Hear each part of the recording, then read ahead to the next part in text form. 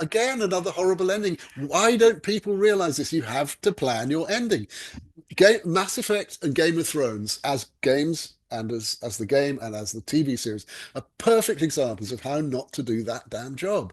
Your job is to create a story, bring it to fruition, not throw it away. The game Mass Effect, they basically said it's all a joke, and they all. I mean, you go. In fact, Martin Amis did this in one of his books. Hi, I'm Richard Sparks. I am the author of the New Rock series, the first book, New Rock, New Roll, ROLE. And the second book, New Rock, New Realms, just published. The third one comes out in November, New Rock, New Rules. You can find me at richardsparks.com or richardsparks_author on Instagram. And you are watching and listening to Two Geeks Talking. Good morning, afternoon, evening, everyone. Two Geeks Talking is an entertainment industry interview show where we interview the creative people from the comic, film, TV, movie, and video game industries. And of course, I'm your host, Kurt Sasso. We are joined today by a very talented writer. He is a gamer. He is more than just a gamer. He's a very talented writer. He has created two amazing books, working on his third, the New Rock series. We're joined by the ever-talented Richard Sparks. How are you doing today? I'm doing very well, Kurt. Thank you for having me. Oh, it's a pleasure having you. We were talking just briefly earlier. There's stories you can tell, obviously, when it comes to your life and this series, and we're going to dive all into that here today. But for those that don't know anything about yourself as a creative person, tell us who you are and what you're bringing to Two Geeks Talking today. Well, I've been a writer all my life. I started off writing sketches at university at the same time, and one of my performers, I used to perform as a student, but never had any interest in doing it professionally. It was Mel Smith, who went on to not the 9 o'clock news. A couple of years later, I met Rowan Atkinson at the Edinburgh Festival. Rowan, actually in the Oxford group, came to see our show, our two-man show, and we became friends. And I wrote the Schoolmaster sketch for Rowan in 1977, which John Cleese saw in a very little theatre, small show. And he and Martin Lewis, the producer, called Rowan up a year later and asked him to be in what was later called the Secret Policeman's Ball. And that was Rowan's first exposure to a wide public. And he absolutely blew the roof off writing my sketch. I mean, performing my sketch, which I'd already seen him do it half a dozen times at this little show in Hampstead. So I knew how good he was. In fact, the first time I saw him do it in rehearsal, I couldn't believe it. I was going, oh my Lord, this is going to work. You know, in an empty theatre with just me and the director there, watching him fill the room with invisible schoolboys. So I've been lucky enough to work with people as good as that over the years, and I've gone on to be a scriptwriter for. That's how I made my living, which is actually interesting. When you get to books, you discover that most writers, you have to have second jobs.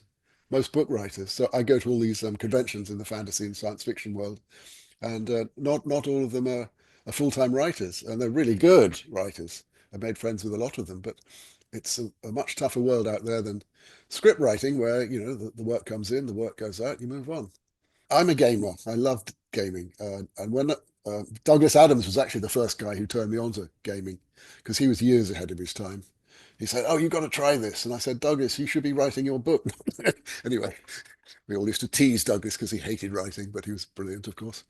So I discovered gaming 20 years ago, I suppose, and then got from one to another. And one day I was galloping around in a PvP game with a bunch of my fellow scoundrels, getting up to trouble. And, one guy was in South Africa. Our group leader was in Southeast United States somewhere. She was a great leader. And I just suddenly thought, what would it really be like to be in a world like this for real, where these games happen, with sword and sorcery involved? And there was only one way to find out, and that was to write it. So the premise is three people, one of them based vaguely on me or my father, as a retired English schoolmaster, living by himself in his retirement bungalow and playing games all day. And he turns out to be really good at it. And he and his two mates, one of whom is an Australian orc, and the other one is an American girl who's a sword dancer. You can vaguely see them on the cover there. They find themselves, after winning the World Championship of Sword and Sorcery in the first chapter of the book, suddenly standing alone on the hillside with crappy swords, and wolves are chasing him, and he doesn't know where the others two are, and it's real. It's not a game. So it's not the going into a game trope that's been done. this idea hasn't. And of course, as soon as I had the idea, I had to work out why and how and what was the reason for this, which came instantly. And then I had the ending of the story, and that sets up the situation for the following stories. So I'm all set up with somewhere to go. I've written four in the series so far. Book three comes out next. This I think it's coming out on Halloween at the World Fantasy Conference in Brighton. And then I got four done, and I'm struggling with book five at the moment. It's kind of weird. I mean, book three was the hardest to write, but looking back, you go, oh yeah, that was easy. But it's my job to do all the work, not the readers. The reader's job is to sit there and just have a good time. I obviously, the fact that you're going into a 5 book series, if not more, I mean, well, I'm sure you'll have sequels or spin-offs or whatever the case may be. The That writing God's willing. Well, that's it. The writing God's willing. I mean, actually, I was really pleased. I told my agent, look, let's not go to market till I got the first three done, because a single book's no good to a publisher from an unknown writer. I mean, I had a background in writing, and I'd done a lot of things that had been, seen by a lot of people. But as a book writer, I was unknown. So you've got to give them something that is a product, not just a single book. So I wrote the first three. It was on the fourth by the time we went to market, got the publishing deal. And gosh, the moment you get published, everything gets, there's all sorts of things get in the way of the writing, like going to conferences and dealing with editors. And I'm just about my editor's going to come here next week for the Writers of the Future conference, at which she's a guest speaker in LA, and she's going to stay with me, and we're going to go through the developmental edit of book three, which has now done. And she's brilliant. I love working with her. This is the fun part of a book, is when you finish the first draft and you go, right, now what? And you should dive right in. And she was always showing, like in the first book, she say, I love this thing you've got here between this it was the central character and his magic staff that eventually turns up. And it becomes a symbiotic relationship. She said, that character, that staff, I want more. Dive in. So I went, oh, right, and and it becomes a real symbiotic relationship, the two of them sort of teasing each other without using actual words. They know what each other's thinking. And it's lovely when you get an editor who sort of really sets you off to the races. Off you go. That's great. I have so many questions. Like Oh, sorry. no, it's good. This is good. I hear your excitement. I see it in your eyes here. I love this type of aspect when it comes to interviewing creative people like yourself, because you hear and see the passion and what you love doing, and that's great to see here. I'm a big gamer myself. Like I have a group of friends I've been gaming with for decades now, and no matter what the game is, we always gravitate towards something. We all play together in some way, shape, or form. Yeah. So finding that community through games and finding the concept and the idea, especially for this new rock series here, it seems to come fairly easy to you in regards to writing this. But has there been any challenges in regards to the writing process? Always with writing, I've written a lot of lyrics for operas and songs, and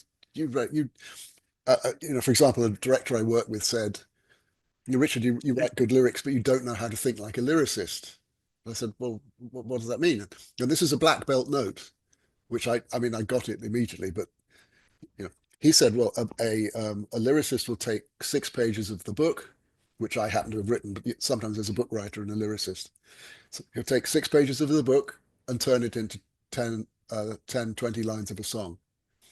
And you go, oh, you don't learn that in school. Nobody teaches that.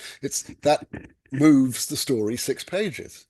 So your song's job is to take that 6 pages of narrative and move it in the song, and to distill it and summarize it. That's compressing work, and it's interesting. A book is, my books are 150 to 170,000 words long, and those don't write themselves in the same way as the lyric writes itself. You have to churn out your 500 words a day. Otherwise, it doesn't get done. And one of the things I've particularly learned during this process is the freedom of, oh, I write my 500 words a day. If they're no good, I just chuck them away the next day. And in book three, which is, oh my goodness, going forward through book three, there were so many things that I bumped up against, so many possibilities and challenges and wrong turnings that I made. I mean, looking back now, it all makes sense. but you're groping your way forwards. Nobody's written it yet.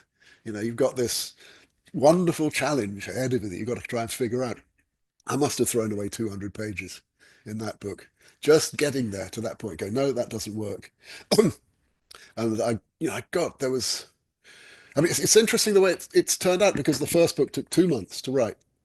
This extraordinary burst of creative energy. The second took 5, the third took a year, the fourth took a year and a quarter, and book 5 is nowhere near finished after a year and a half. But then book 5 is really not exactly a sequel, but the 4 books of the series, the series, and the rest is kind of spin-off sequels, same characters, moving on, same world, just more opportunities to write things. But the story completes at the end of book 4 in a way that is nice, and so I'm really pleased that I could actually retire now, knowing that the job is done. But I love writing so much. I would really like to be able to continue doing this. And one of the ideas I've got is to do spin-off short stories involving 2 of the characters from the world they find themselves in, who are a couple of right little scoundrels who are always getting into trouble. And that could be really good fun to write stories that are the length of one of my chapters, 10 to 15 page short stories that just hold everything together in the short story. But then I'm going to have to learn how to write short stories if I'm going to do that, which is, it's it's a possibility. I would love to be able to do that.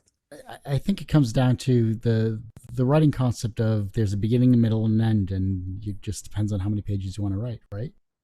Well, yes. I mean, a short story doesn't really have so much in that. I mean, you could always break it down and say there was a 3-act structure in a short story, but actually, it's really more one event that they're doing. Like the amount of stuff you would get into one chapter, but that event itself can be a whole, like a short film, which is completes the story rather than leads on to the next bit.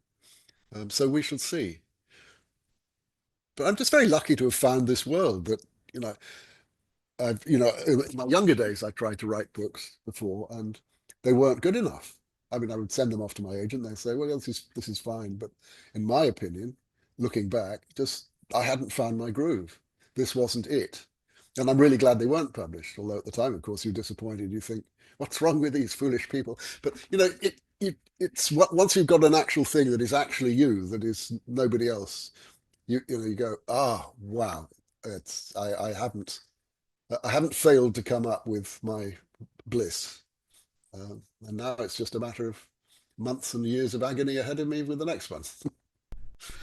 Well, you wouldn't be on book 5 if you didn't enjoy what you're doing. Obviously, as you said here, I am curious about the writing process, though. I'm not a writer myself, but I know I've had amazing authors like yourself on the show here. What 20% of your writing process do you think delivers 80% of the results? I do believe in inspiration. Genuinely, I do. And inspiration is a word that, if you break it down into its Latin root, it's not breathing in, which, expiration, you expire and you die. Inspiration is one form of, but what it means in terms of writing is in to. So the God is breathing into your ear. It's coming from outside. And that inspiration is an external thing that comes into your internalness and creates the spark, if you like, that that engenders the work. What Matthew Arnold, the poet, called the spark from heaven. Which I always used to think that's not nonsense. If you're going to write, sit down and write. Why wait for a spark from heaven to fall? But that spark from heaven is the thing that just engenders life.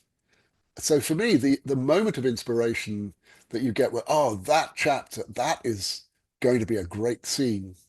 And there's a scene in book 3 that when I had the idea for it, I'm just going to do this now. And I must have written it 10 chapters ahead of the point where it arrived. So by the time I got there, I had a complete first draft of an entire chapter just waiting for me. And then it's a matter of sewing it together and going back and make sure the setup is right. Because all construction is set up and payoff. I mean, and a perfect example of how not to do it is the Game of Thrones series. Now, I'm a huge George Martin fan. His writing is brilliant. His plot, his story structure is brilliant. What they didn't do in the TV series was set up the ending that they paid off with. It made no sense. The guy suddenly, the girl that you've been rooting for 10 series goes mad, and has a dragon kill people just so that there could be a? I mean, I'm just sitting there watching, going, no. And so all the rest of us out here go, we don't believe it, even if we don't know. As a long-time script editor, I was able to talk to my friends afterwards and say, how could they? Why didn't somebody spot this? And it's just out of nowhere. So set up and payoff are very, very important. If you don't set it up, you can't pay it off. But what you can do, if what I was lucky to discover is because I got 3 books done, really kind of 4 books done before we were published, I'm able to set things up in book 1 and book 2 that you won't even see coming. And then book 3, you go, oh yeah, oh that, so it sort of links through in the story as the different stories and adventures unfold. Seeing as you're a longtime reader, and I'm looking at your bookshelf behind you there as well too. I love this here. Do you have 3 books, either fiction or nonfiction, that have had the greatest impact on yourself as a writer? Oh no, I've got millions. Just like a couple of years ago, what was that first chapter in Bleak House where the fog is rubbing its yellow back against the window pane? This is in London. I thought, what was that fog bit? So I picked up Bleak House. And the next thing I knew, I'd finished the book because Dickens is that good. I don't read Dickens anymore, or haven't recently, but books like his works or Trollope or Anthony Powell, for example, The Dance to the Music of Time. My father, who was also an English scholar at Oxford, said, don't read this series until you're over 50. So I left it. And when I was over 50, I read The Dance to the Music of Time. And it was perfect. Like in operas or music, I start off as a rock and roller and listening to Pink Floyd or whatever. Now I'm a Wagner freak. So, Wagner is waiting for everyone at the end. If you'll just keep your eyes and ears open, by the time you're grown up, Wagner is astonishing. I mean, just, yeah. If I'm not wasting time on YouTube or not writing, I might just pop on there and watch a Wagner overture every couple of months just to, and you go, good Lord, there's some talented people in this world. So 3 books that I would, well, you want some titles? Well, I would definitely I think the Lord of the Rings series has to be in there because that was seminal when I was growing up. And I read a recent article about 2 girls who wrote to Tolkien in the middle of the war and said, we love The Hobbit. When's the next book's coming out? And he wrote back and he said, well, I can't really say much about it except it's about Bilbo's nephew Frodo and Bilbo's ring. And I haven't been able to write a single word this year because I've been busy doing other things. And I went, good Lord, if Tolkien takes a year off, because I mean, and you read his book and it flows effortlessly. So you see the things that other writers go through in order to get the work done. Whereas someone like Trollope would write 2,000 words a day before going off to work in the post office. And I believe twice in his life, he finished 1 book, hadn't done all his 2,000 words, so just simply started another one. I take the afternoon off when I finish a book. So I would give Lord of the Rings, fantasy, God. I mean, there are so many other things to read apart from just fantasy, which I love. So my moods at the moment are very much fantasy and science fiction and related to what I'm writing. But I also like to back off and listen to books that aren't fiction. I've just listened to a wonderful book called Fluke by Brian Klaas, which is all about how the world is, how we and chance and read it anyway. It's delightful. So 3 other great books. Well, I suppose I better put Fluke in there now, but because I just finished that yesterday. And what else? I can't really do another fantasy book. That would be unfair. Um, hmm. I think possibly The Magic Pudding by Norman Lindsay, a book that's 100 years old that I loved as a kid. And Norman Lindsay was an Australian artist and writer, wrote wonderful, funny poems in the book, which is great. Or anything by P.G. Wodehouse. I mean, it just depends on mood, doesn't it? And P.G. Wodehouse, it just the the risks he take are just so effortless. I mean, one book I was listening to recently, he talked about I wouldn't telephone someone with a barge pole. You go, only Woodhouse could could mangle that. Wouldn't touch him with a barge pole. But I mean, it's just effortless for him. You talked about music and writing, and obviously your influences have changed over the years, especially in your not only in your career but in your personal life. When you're writing, what music is synonymous with your creative process? Ooh, synonymous. Well, it would have to be uh, operatic or symphonic music, which again is not something I listen to very much. I'm more of a rock and roller. I love bluegrass. There's my banjo, you know.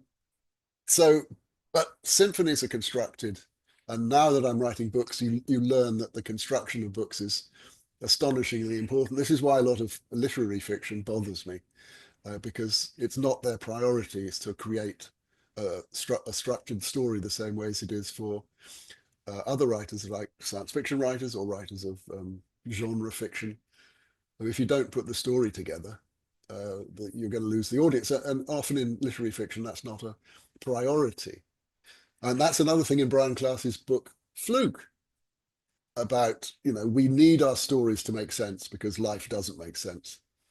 Uh, life isn't a story, and they all lived happily ever after is not really an ending, it's a cop out, but that's the way we like it. We construct stories around whatever we see. He gives the example from one psychiatrist who gave a 6-word story: a tiger, a hunter, a tiger. We make a story out of that. Is it the same tiger at the end? I don't know. Does the tiger eat the hunter? Does the hunter shoot the tiger? Does another tiger come along?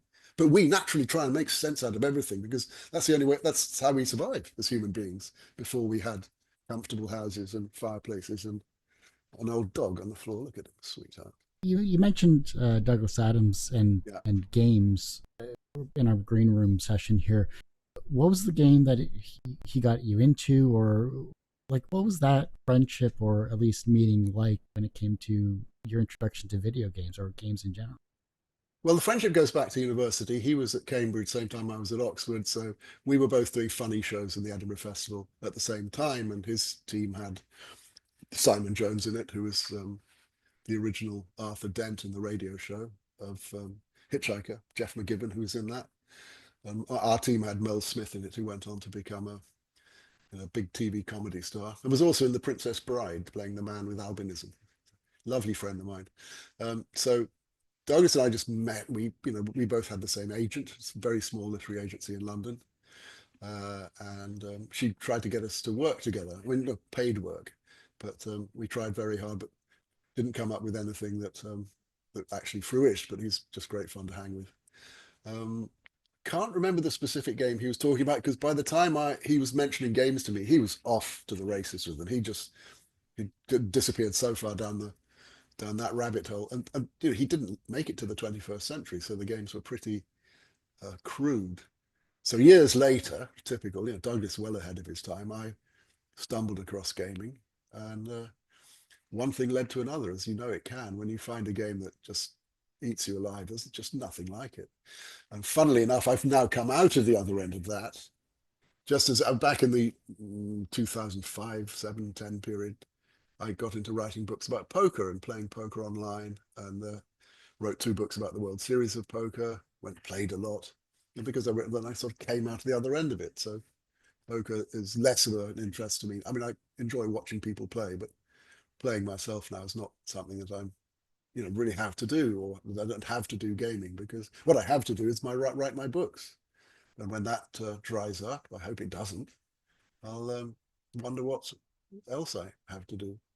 Because you put yourself into gaming, into poker, into your work as heavily as you do, does creative burnout happen for you?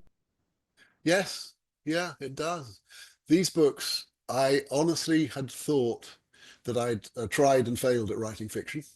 I've got about a dozen, probably about 6 books in the bottom drawer that didn't make it to the light of day. Some were written back in my 20s. One of which was good, and there's a producer here in town who really loves it. So every time we meet, he said, "What happened to that one?" And that would be a sort of young adults story based on a Nepalese legend My father was a Gurkha officer in the Second World War. He wasn't a professional soldier, but he was 6 years an officer. So, um, and he got to know the Gurkhas very well and spoke Nepali, various branches of it. And so he told me this myth, and I thought that'd make a great story. So that was probably the nearest, the one that I thought, oh, well, that deserved to see the light of day. But the others were basically just learning the craft. And then when I had the idea for New Rock, New Roll, it was just years since I'd written or attempted to write a book, and it just opened up. And that's kind of a relief because I'd sort of parked it. I said, okay, I've had a decent career as a script writer, as a writer of opera, libretti, as a, as director and lyricist, and I've made a living doing it, which is unusual. And so maybe book writing isn't my thing, even though I'd written some narrative non-fiction books. And then this thing fell out of the sky. And so I finished the first draft and sent it off to my agent. And as always, it takes an agent a couple of months to get around to reading something. I just wanted to know what happened next. So when she called up and said, "This is exactly what people want. It's escapism, it's fun, it's light, it's adventure. If things go terribly wrong, it's a serious adventure with high stakes, but there's comic touches." She said, "This is just what people want." And I said, "Oh, well, that's nice because I'm, well into the sequel." And she said, "Oh, right, 3 book deal." Oh, 3 now, is it? So that's the way it rolls on. And I realized that this is expanding from book to book to book. And so, of course, you get to the end of one bit and you go back and plot the beginning of it and plan and plot and weave it all together so that the books all fit together.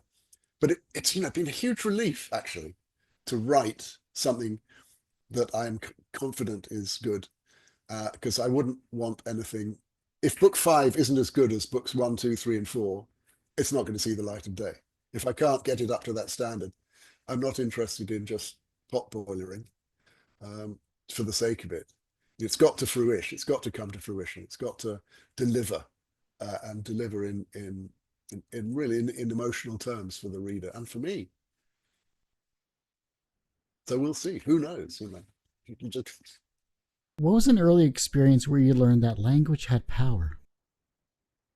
oh wow, oh, well, early.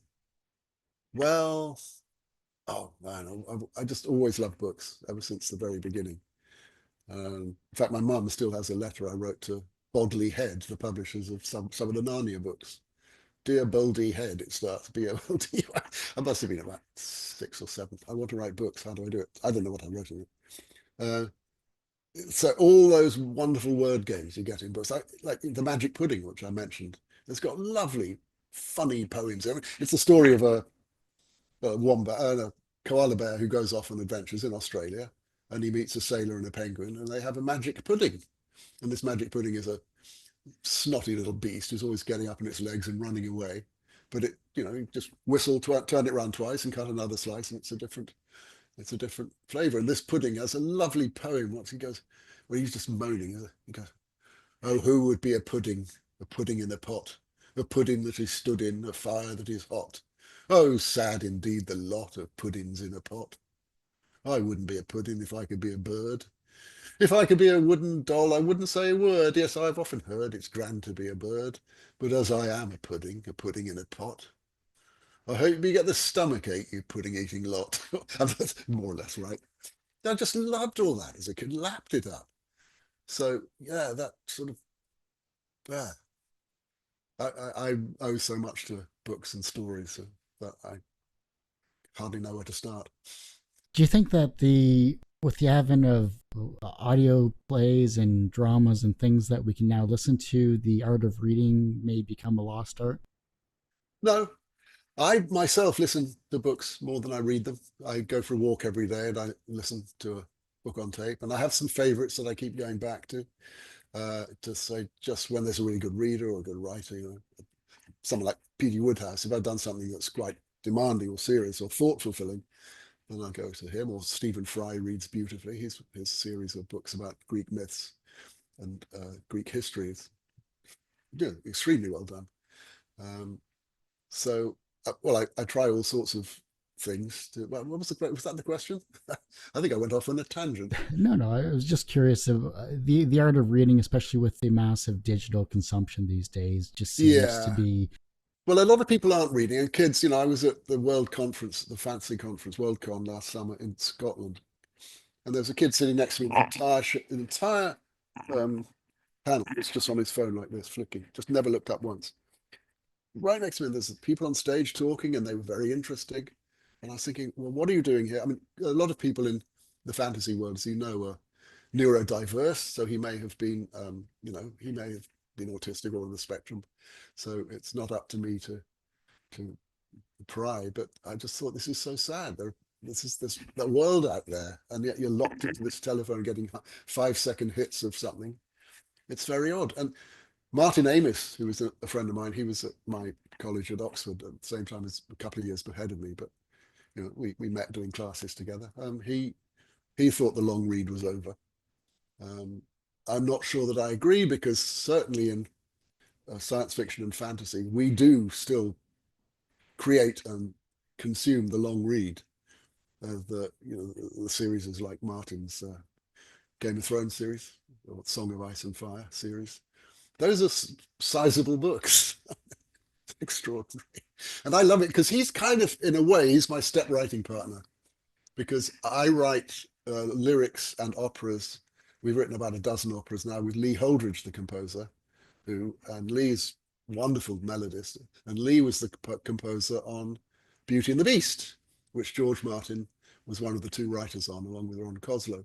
So in a way, George, he would produce these wonderful scripts as would Ron, and then Lee would put music to them. And yeah, so I've decided that he's my writing partner really, with Lee in the middle. Well, she's so good, George Martin. But those are long books, and there's a big demand for them still. And look at the rise of romanticy. Uh, there's sizable books that people write, and people love reading. It's a totally different experience from watching a play, or which I also love. So try and do everything. To lock yourself into a telephone seems to me to be giving up a large uh, portion of what is available to you, and I don't quite understand why people spend so much time on their phones. And I've looked at them. There's not much in there. Well, you take apart one, and then there's a lot of things that just have to put it back together. But There is that. I think the creative outlet a lot of people have these days are it's different from generation to generation. I can understand that the fact that video games is kind of that common factor, and the fact that you're taking a wonderful series and you created a wonderful series, I should say, using video games as the base, I think is wonderful to see. When it comes to maybe putting limitations on yourself from a creative perspective, have you ever done that where you've, say, limited your word count, or you've writing during a specific time of day? Is there something that where you wanted to just push your creativity, or is it a concept of whenever you feel the need to be creative, you just be creative? If you get the need to be creative, you should always just go with it. You always have a notebook by the bedside in case you wake up and scribble something down because it's gone in the morning if you don't. That's really annoying. Waking up saying, "What's that great idea that I had?" I had a idea for a chapter title for the next book, and I dictated it into my phone, chapter X, just 3 words. And like 5 minutes later, I couldn't remember it because I was off for a walk, and I was so I got, oh, I got it. Oh yeah, of course, it's safe. So you have to be prepared to write at any time. I write at night. My wife goes to bed early. She's what's it, early bird, and I'm a night owl. So she will go to bed early after we've done dinner together, and I will sit down and write. And I get a beer going, or occasionally three, and just write, let the inspiration flow. And then when I wake up the next morning, I do the cleaning up and the editing. But if I got a book back, to a draft back from my editor, that's an all day job. Just dive in, because then you've already got the draft. It's when you don't have the draft, when you're going ahead, you know where you're going to some extent, but not in detail. I don't know what I'm going to write tonight. I know where I am in the book, But and I know where I will be eventually, but how I get there is going to be revealing itself as you go along. It's fly by the seat of your pants as well as do your pull focus, get right above it, look down at everything, see what there is there, do your outline. I do my outlines as I go along. I get another file with writing the outlines, and there's in the book 5 at the moment. There's I don't know what 18 chapters done, several ideas in the outline, and some blank spaces, and then there's an ending, which I've got. You have to work out your ending first, otherwise you're in you don't know where you're aiming. I mean, you're in the same position as the reader. I mean, that's no good. You can't just grope along and hope to find an ending in the mix, as we say in film. You can't just find you keep shooting and then you'll make an ending in the edit. Nope, you got to plan it. Yeah. Yeah, no, I'm in the TV and film industry as a DIT, so I handle all the footage and stuff. So you go on sets and it's going to be a good set when they have a shot list and a book and conversations and communication Oh among yeah. people. Like as long as you have that end goal, that end plan, then you're ultimately going to succeed. In unless you decide to waste 3 months and it's not your money. No, you've got to. It's so. Two things any director can do is prepare and run a happy ship. And part of the preparation is getting the script right. And part of getting the script right is working out your ending. Here's the what if. Where does it land? It's got to be about the first thing you think of. Apart from, God, this is a great idea. Wow, it's going to have these characters in it. It's going to be set in Zimbabwe in the year 4012, and it's going, whatever you got, there's your idea. But where does it end? Where does it land? What's the summary?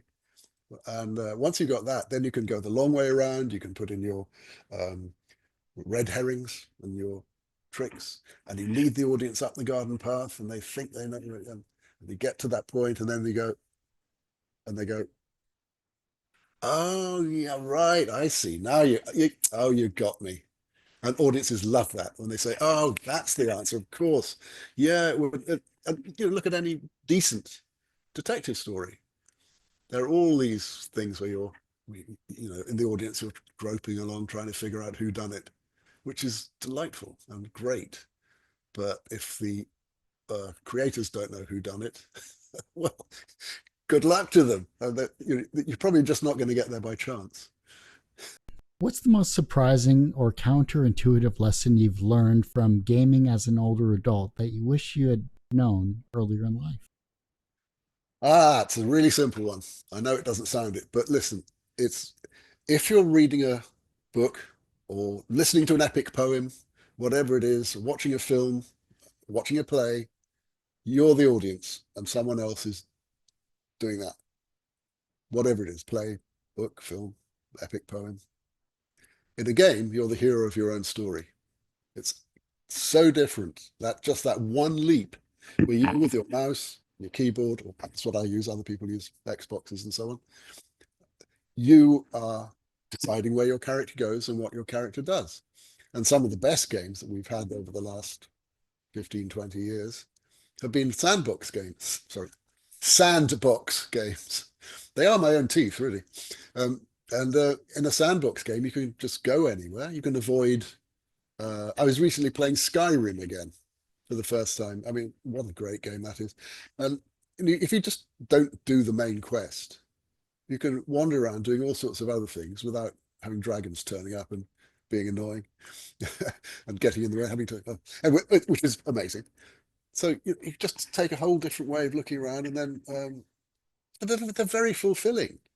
You know, I mean, one of the things I think a lot of people like about them is they can build a wonderful house in these games where they might be living in a fairly small, pokey one-bedroom apartment. And here, beyond their computer, they got a home that really feels like a proper home to them.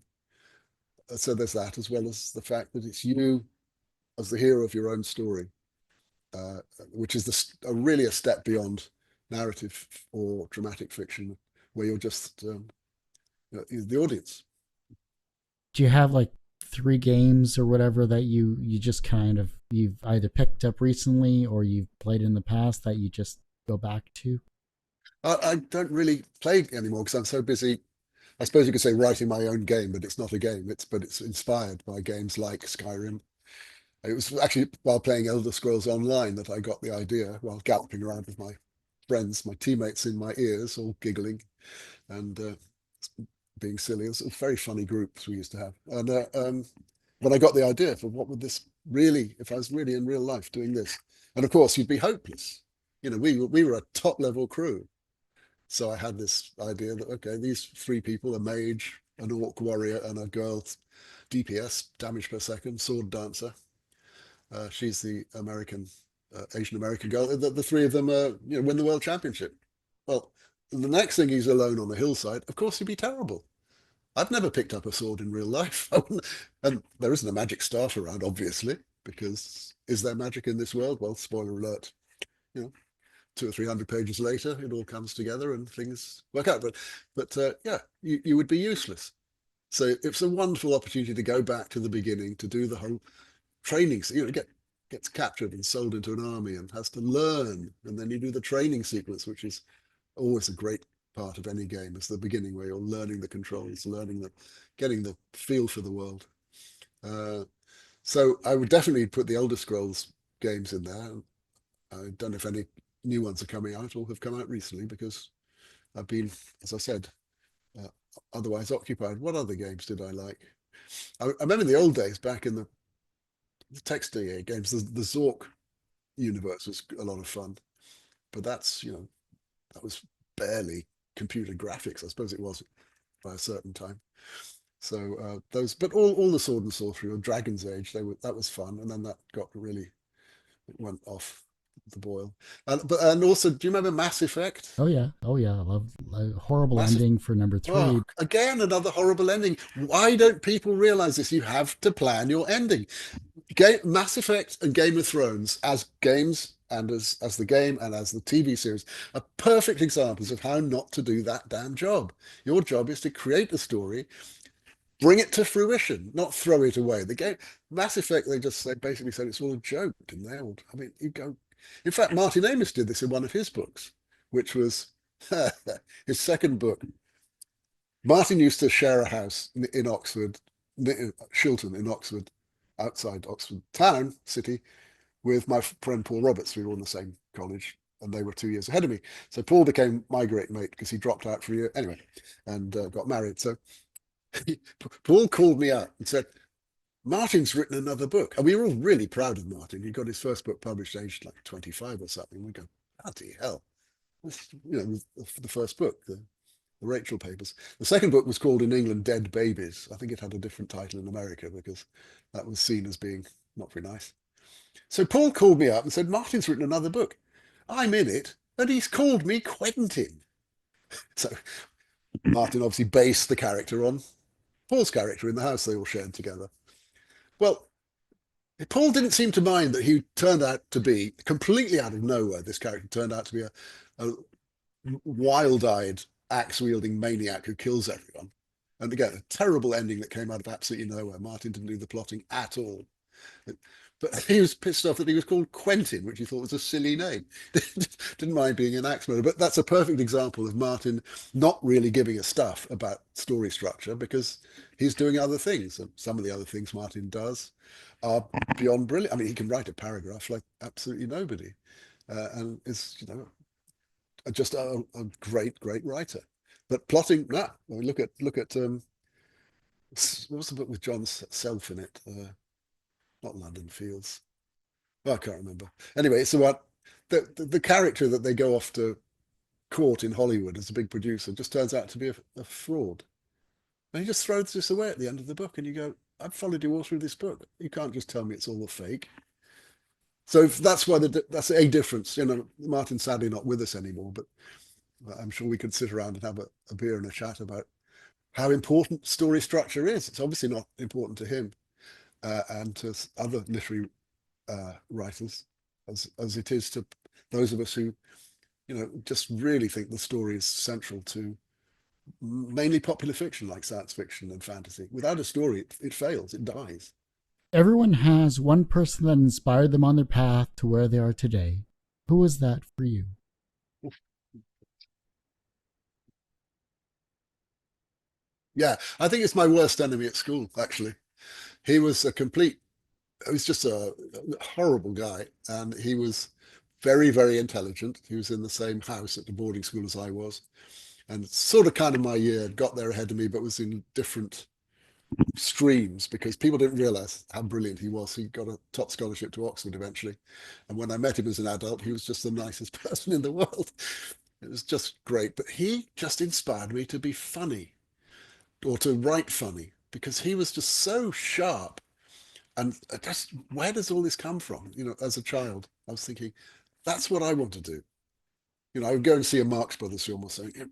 How do they do that? And eventually realized that this is people. People make things up. J.K. Rowling said, Rowling, she said that when she realized that books were written and not hadn't just appeared and always been there, she said that's what I want to do. And I think I sympathise with that. Um, this this person who was not very nice as a teenager turned out to be delightful as a student at university. Just inspired me to, that's what I want to do. That I want to be able to write funny. I want to say funny things. I want that level of wit. And so I think that really inspired me. Of course it didn't come easy. You didn't, it just grows. From a professional standpoint, you are a successful writer with many books under your belt and many more to come, I'm sure. And I can't wait to read your entire series. I will be first in line digitally to pick those up for sure. So, from a professional standpoint, you are successful. Do you consider yourself personally successful? Well, obviously yes and no, because no human being is um, anything near perfect. Another thread of Brian Classe's book. I'm pinching all his ideas now. But yes, I've been blessed. I've got a lovely wife. We've been married for 40 years, 41 years. We have a lovely daughter. We have a house and we have savings. So we're in the position now in the twilight years of our life to say, well, we're okay, and what can we do for other people? I think that's something that we've um, put in motion recently. Yeah, I do think I think luck plays so much of a part in it. And again, please read Brian Glass's book. Oh God, and the amount of he's gonna own me for all these plugs. But luck, it plays a big part, and what luck is endlessly debatable. But I'm very well aware that I've been able to do what I want in my life, which is right. I only had to have a job for 2 years working in television as a in a an office job doing continuity and making trailers. And after that, I just thought, I don't want to do this anymore. I'm going to sink or swim. So I got out of that. So I've been able to pursue my passion, and it's always been uh, as evasive as it is successful. I've had a bottom drawer full of projects that haven't happened, and then some of them, they revive years later and they go off and get done, and you move on. So I'm definitely grateful for the luck that I've had. As to being successful, well, some hits, some misses. The reverse of success is failure. How do you deal with your failures? It's your best teacher. Absolutely. Failure teaches you. Success doesn't really teach you anything. You just think, oh, yeah, I deserve that. And I've seen people do this in acting. They get success early and they think they deserve it and they become a-holes, which is rather sad because, yeah, people like me who are behind the camera who are of no importance to the audience, they don't care about us. We're just part of the team. We hear all the stories. We know which actors just you don't want to work with. You hear about them, you go, oh God, no, not that. No, we won't have her. She's got the mother from hell, or oh God, her sister's always coming on the set and interfering. And you go, really? Well, why are they like that? It's a, just it really is a good idea not to be an asshole in this business because you've got to get on with other people. And a lot of the people who are difficult do it out of a sense of insecurity. And they haven't quite got their head around the idea that um, they need to behave. I mean, look at this big spat that's been going on between, is it Blake Lively and Jason somebody or other, which has been all over the papers. And you go, wow, that sounds like a poisonous set to be on. How difficult. Can't you just run a happy ship? The younger generation is looking at your work and they're becoming inspired to be creative in their own way as a writer, or maybe in some other creative space. You've inspired them down that path. How can they inspire the generation that follows them? Simple old pay it forward idea. Give to the next lot down. Writing is all about giving, and you know, like you give acting, you give a performance, you give a speech. A book is, you have to pull it out of your own intestines and give it. If you didn't want to do that or feel the need to do that, you certainly wouldn't, because it is demanding. It's incredibly rewarding. I would say to anyone, look, I get asked two things by young people. One is, should I go to Hollywood? I live in California now. Should I go to Hollywood and try and become an actor? And I say every time, absolutely, yes, give it a go. You don't want to be 80 and looking back and thinking, I could have been a contender. Give it a go. Come and try. And then you can make films on your own iPhone now. You can do small productions, and many, many, many talented people are not now having to jump through the hoops of needing vast amounts of money. Just get out there and do it and make the most of it. And yeah. And the other one I get is, should I become a professional poker player? And the answer to that is absolutely not, because poker players are by nature predators. I love the game. I play it as what we call a rec player, recreational. I'm not even a regular, but for me, it's just interesting. I go and play. Of course, I try and win, and if you play well, you do, and if you play well and get unlucky, you don't. But you don't want to spend your life pillaging other people, and especially, you win money, you don't pay your taxes, you get in a cheating ring in order to pay your debts. It's a tough, tough world, and it's you against the rest of the world. I don't think that's a healthy way to live. Even though you are, you're independent and you're not stuck in an office job, so the freedom is appealing, but I think the downsides are quite serious. If your life was a book, what would its title be? And and what would its soundtrack be? Well, the title would be From Wallyhood to Hollywood, because I planned that for my autobiography years ago, which I'm never going to write, I don't think, because I'd much rather make stuff up for my heroes. But as I ended up over here in LA doing a lot of work here, that seemed to me a good summary of the arc of my life. Do you have the expression "someone's a complete wally"? Does that work in Canada? No, but I'll make sure I tell everyone now. Well, in England, a wally is a complete idiot. So, From Wallyhood to Hollywood would be the title of my book. Foggy Mountain Breakdown by Earl Scruggs. That's all you need. 2.5 minutes of bliss. Just look at that moment in Bonnie and Clyde, where they take off after the bank and Earl rips into Foggy Mountain Breakdown. 2.5 minutes of pleasure. And that was the 1949 recording. They couldn't find a better version. And that was actually Warren Beatty told Arthur Penn, the director, this is the music you need. And when he heard it, he went, yes, sir. So yeah, that would the soundtrack of my life, Foggy Mountain Breakdown. I'll take that. Love it. Well, Richard, I do hate to say it, but that ends this particular episode of Two Geeks Talking. I want to thank you so much for being on the show. Thank you very much for having me, Kurt. And enjoy the books. Do you want me to tell you where to get them? Was that part of the thing? Yes, that's what I was. My follow-up question is, where can we find those books, and how can we support you in your wonderful endeavor? Well, the books are on Amazon.com or .co.uk and on Barnes and Noble and other bookstores. If you want to find out more about them, you can get free samples at my website, richardsparks.com. There's no E in Sparks. There's a free sample of each book and a free audio sample of each book. So that's 4 chapters up there already, and there'll be more for the next books.